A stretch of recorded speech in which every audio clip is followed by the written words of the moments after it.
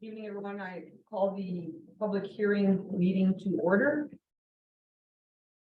We have supporting documentation tonight for bylaw 2032-2023, being a bylaw of the city of Thompson to amend the zoning bylaw 1891-2012 as amended to make changes to the urban hold. I would like to identify on Zoom tonight, we have Brett Mack joining us. And I will now call for, I will not call that. I will look for administration for clarification. Yeah, good evening, council. This is the public hearing, as was stated, to amend our zoning bylaw with regards to our urban hold zone. And the changes are the following: to add a definition of boarding and lodging to our zoning bylaw, as one does not currently exist. And then to add that boarding and lodging as a conditional use in the urban hold zone. This has been reviewed by our district planner, Brett Mack. His letter is attached. I'll turn it over to Brett if he has any other or anything he would like to discuss with regards to it. At this time, I have really nothing more to add, Lyle, than the report to council that I've sent in, and I'll just perhaps chime in once discussion gets going, and we can go from there. Thank you. So now I'll go to receiving of presentations in favor or opposed. And first we will take presentations for anyone in favor of the supporting documentation. Call again for anybody to present or state that they're in favor. And for the third time, stating for anyone presenting in favor. So we'll now move on. Can I ask for a clarification question? Clarification question, I'll leave to administration if the council wants. Administration. I'm just asking for clarification for administration if that's allowed right now. Depending on what it is. Just a question, clarification question. On the material, Yeah, you would be doing that during the regular meeting, wouldn't it be at the for second the reading? reading then? Yeah, Okay. that's always the process that's followed. So next we'll look for receiving of presentations opposed to this. Ron Matachuk, 20 Ash Street, and I am opposed to this. An urban hold is for future development, which means it's temporary. And when we start putting buildings in a temporary location, it makes no sense. It's an urban hold for a reason, as all the lots out there that are urban hold, they're temporary. You look at natural resources, they have a yard out there, it's temporary. You have the Manitoba, the cores for the drilling programs, it's temporary. They pulled out of there, I believe. You have the seaplane base, again, temporary. They pulled out of there. That is the entrance to our city at this point, and we shouldn't be putting permanent structures. Thank you. I'll look for anyone else to present that's opposed. And last time, anyone who's opposed. Thank you. Seeing none, I will move for someone to adjourn, or do I adjourn? Call for adjournment. I will now call for adjournment. We have board member Fitzpatrick. Okay. Oh, they're councillors and Councillor Landmark. All those in favor? We are adjourned. Thank you.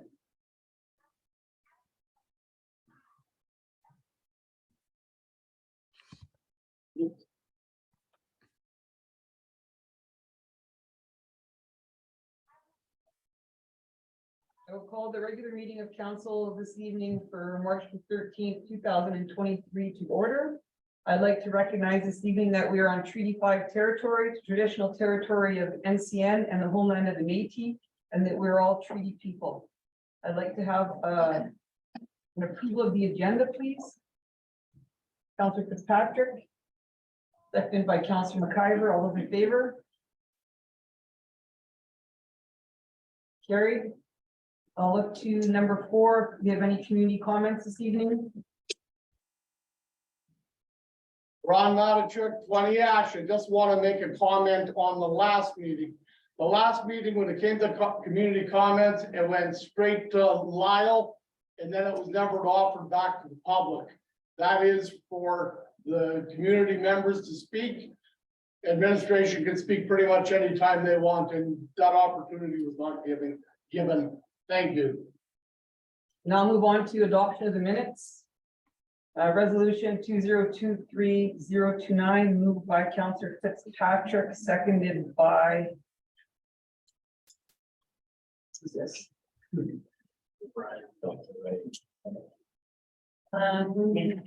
Joyce, yes. Seconded by Councillor McIver. Be it resolved that the minutes of the regular meeting of council held in council chambers, City Hall, Thompson, Manitoba, on Monday, February 27, 2023 be adopted as circulated. But for administration, anything? Nothing further. I'll look to the mover, Councillor Fitzpatrick, anything? Nothing there. Call for the question. All those in favor? Carried unanimously. Thank you. 5.2 is resolution 2023-030, moved by Councillor Fitzpatrick, seconded by Councillor Lundmark. Be it resolved that the minutes of the committee of the whole meeting of council held in council chambers, City Hall, Thompson, Manitoba, on Monday, March 6, 2023 be adopted as circulated. Administration, anything further? No, nothing further. Councillor Fitzpatrick is mover, anything? Nothing there. Comments by council? I forgot to ask that last time, sorry. Councillor Wong? Deputy Mayor, someone texted me, they said they cannot go on Zoom to watch this, so. Anything need to be changed? The link is posted online. It's a new link, so that might be an issue. Back to the resolution. Any comments by council? Call for the question. All those in favor? Carried unanimously. Thank you. We will now go to 6.1 is bylaws. We have second reading of bylaw 2032-2023, bylaw of the city of Thompson to amend the zoning bylaw urban hold. This is resolution 2023-031. It is moved by Councillor Lundmark and it is seconded by Councillor Oberdorfer. Be it resolved that bylaw 2032-2023, being a bylaw of the city of Thompson to amend the city of Thompson zoning bylaw 1891-2012 as amended to make changes to the urban hold zone be given second reading. I will go to administration for anything further. Yeah, so again, good evening. This is a zoning bylaw amendment to add boarding and lodging to our zoning bylaw as a whole and add it to the urban hold as a conditional use. A public hearing was held earlier this evening. There were 0 parties in favor and 1 opposed to this bylaw amendment. Thank you. I'll go to the provincial planner. Did you have anything you wanted to add at this time, Mr. Mack? No, not at this time. As I said, I'll wait for discussion to take place, and if there's any need for me to add some context or anything, I'll jump in then, if that's all right. That's fine. Thank you. I'll go to the mover, Thank Councillor you. Lundmark. Thank you, Deputy Mayor. I'll be in favor of this bylaw, as it will allow us to use urban hold to be used for boarding and lodging as a conditional use. So every place that wants to try and construct a boarding and lodging position will still have to come before council. This will allow that and entrepreneurs to use that ability. And it will provide some revenue for the city if used in that way.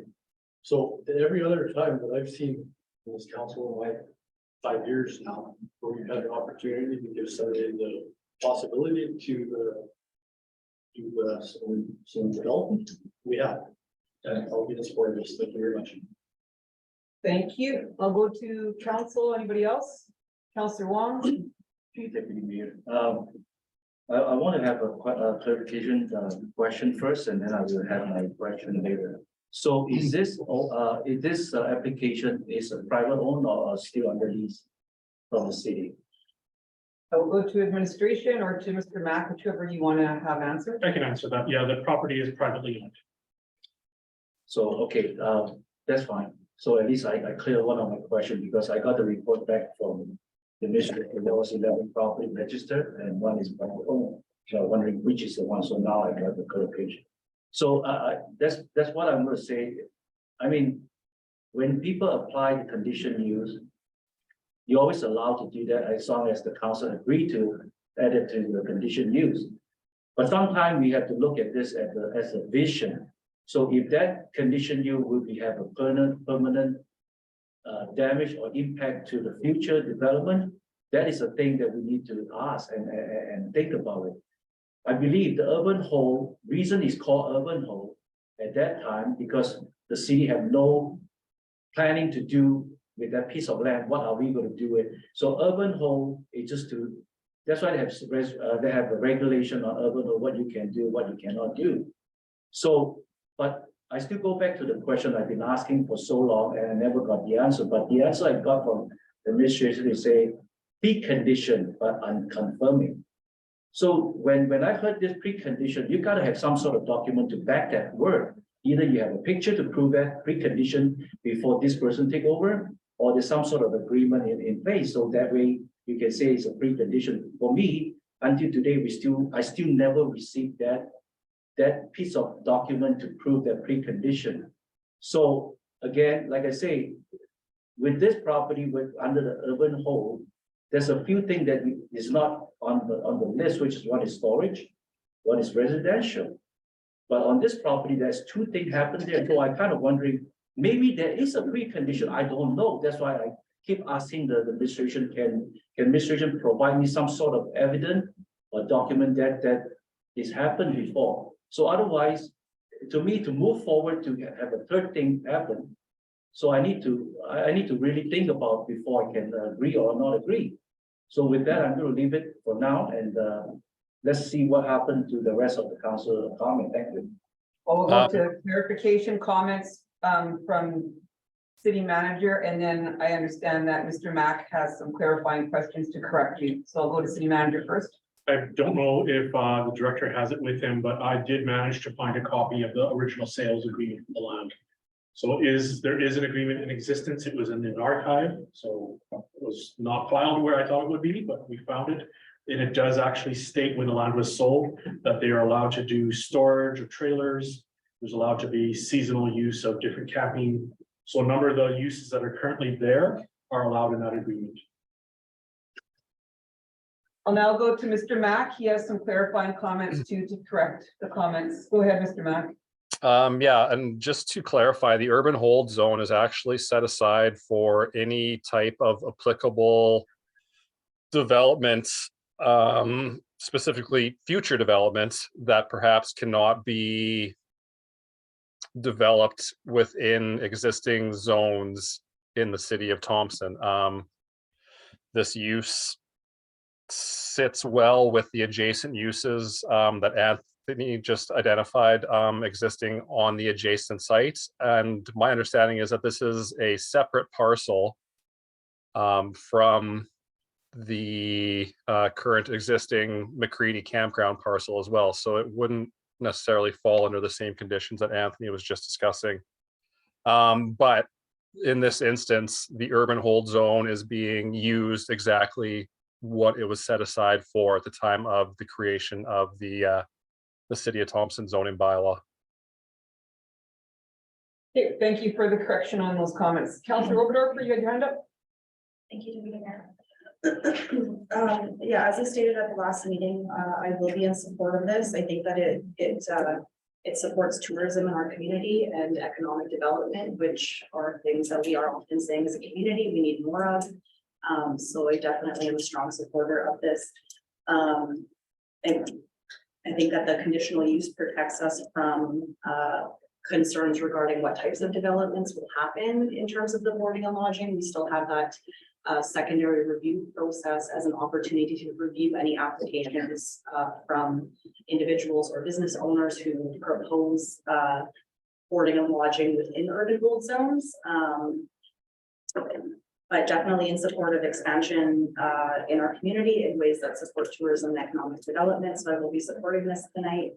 I look forward to hearing what my fellow councilors have to say about it. Thank you. Thank you for your comments. Any other councillors that would like to comment? Councillor Chung? Thank you.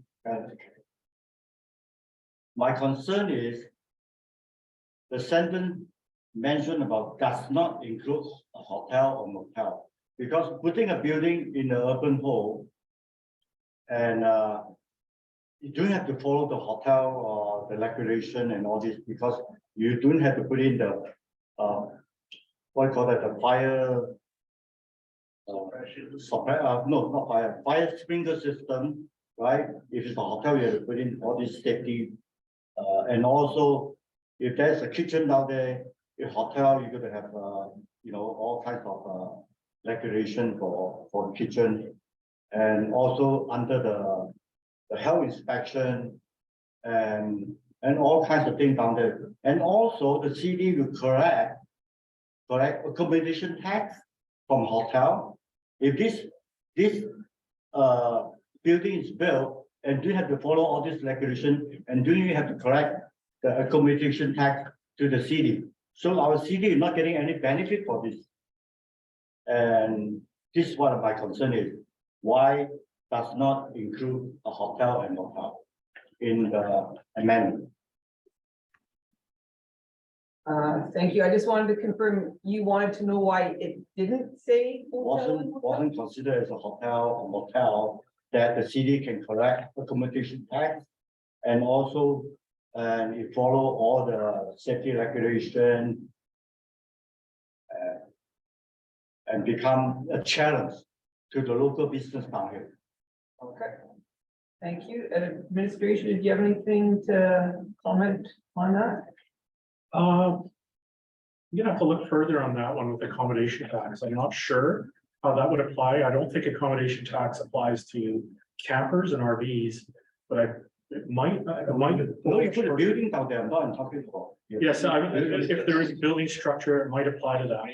But Short-term stay buildings, as I understand, falls under the accommodation tax. so we could clarify that. That would come up if someone applied to actually get the conditional use. Because right now you're reading if you're gonna make the bylaw change itself. But if someone were to apply, then we'd have to clarify if that accommodation tax would apply in that situation. So, yeah. Mr. Mack, you had your hand up also. Did you need to clarify that? Yeah, I was just gonna say that the intended proposal is also quite different from, pardon me, a hotel or a motel style accommodation, so it wouldn't be held to the same standards in terms of sprinkler systems, you know, fire exits and stuff like that. It's essentially short-term stay accommodations in cabin style rentals. So it falls into a different category than the requirements that would be placed on a hotel or motel. But as Lyle mentioned, the potential for the accommodation tax could still be applied to these. Just to follow up to that, it's council that has the ability to change the accommodation tax bylaw if they wanted to add or take things out of it. But that's like a separate discussion to what this would be tonight. Any other comments by council? Councilor Colburn? I've been opposed to this for a while. And I spoke to the mayor one time and she jogged my memory. Now, Anthony says he's got the purchase agreement, which allows the storage of campers and that. My question now is property tax. Do we collect property tax from these buildings? Go to administration. Yeah, so the property is taxed. If there's a new development, it would still have to go for the conditional. If council gave it and the buildings were built that are being proposed, it would then be reassessed. So assessments branch would come in, assess any new property changes, and then would add additional taxes to the improvement. Councilor Wong? Thank you, Deputy Mayor.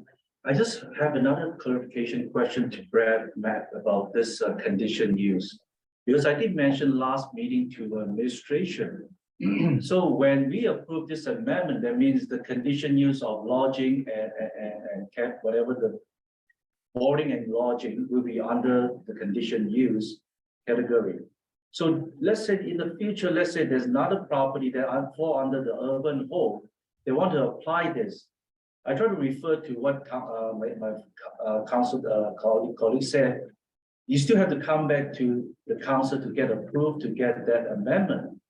But it doesn't, it confused me. So because you already stated in the condition use, so why the future people want to do this, they have to come back to ask for permission because they're already under condition use. So if they do, they get rejected, will it be end up in the court because they say you allow A, but you don't allow B? So is that will be one of the, it's a small risk that we are going to face. Will there be that scenario? I just like to get the clarification. Mr. Mack, I'm just gonna go to Director Stefanich first. He has his hand up for clarifying. Just a reminder to council, what you are voting on tonight is the bylaw amendment to add boarding and lodging as a conditional use.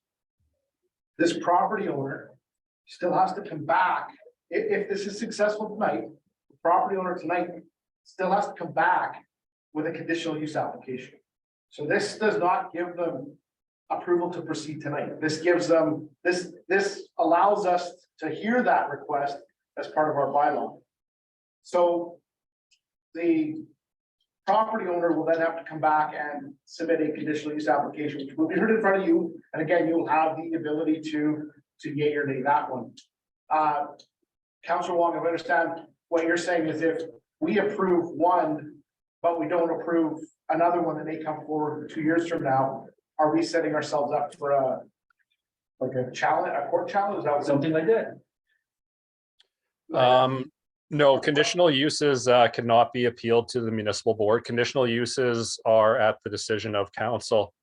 And that's why it was recommended that this be approached as a conditional use basis in the urban hold zone, is so that council has due process to review any future proposal that may be seeking to fall under the boarding and lodging category as well. It's a safeguard essentially, because not every proposal you receive for a conditional use is going to be equal. They're not necessarily going to be of the same value. So in the future, you may get a conditional use application that just doesn't fit with council's directive. And that can be decided on at the time. But as Lyle mentioned right now, this is just simply to deal with the amendment itself to add conditional use, or pardon me, boarding and lodging as a conditional use to your bylaw. And then again, any potential applicant that wishes to fall under that category has to come back to council again and request your approval for that conditional use. Thank you very much for the clarification. So is there any other comments about this proposed bylaw change tonight? City Manager. Clarification for Councilor Chung's question. The accommodation tax in this area would apply to lodging or boarding under section 3.1 of the accommodation tax bylaw. So there's a definition of application, and within it, it says that it applies at a amount of 5%. It would apply to lodging houses and boarding houses. That's our current bylaw. Thank you, City Manager. Any other further comments on this? Okay, seeing none, I'll call for the question. All those in favor? And opposed? That's carried. Thank you. We will now go to the third reading. This will be in a recorded vote of the third reading of a bylaw. Resolution number 2023032, moved by Councillor Lenmark, seconded by Councillor McIver. Be it resolved that bylaw 2023 be given third and final reading, and that it do now pass. Go to administration. Anything further? Nothing further. Thank you. I'll go to the mover, Councillor Lenmark. As I stated before, I'll be in favor of this. I believe even more information can clarify tonight, and I'm in favor of it. Looking forward to it. Thank you. Thank you. Council, any final comments? Seeing none, this will be in a recorded vote. All those in favor? So voting in favor is Councillor Oberdorfer, Councillor Lenmark, Councillor Colburn, Deputy Mayor Valentino, Councillor McIver, and Councillor Fitzpatrick. And opposed, Councillor Wong and Councillor Chung. Thank you. It has passed. I'll now call for adjournment. Counselor Lundmark, seconded by Counselor Fitzpatrick. All those in favor? Thank you. We are now adjourned. I think you're supposed to call the mayor back to adjourn, right? No, the mayor wasn't here. Got to do that. I think you're supposed to adjourn. Wanna go back?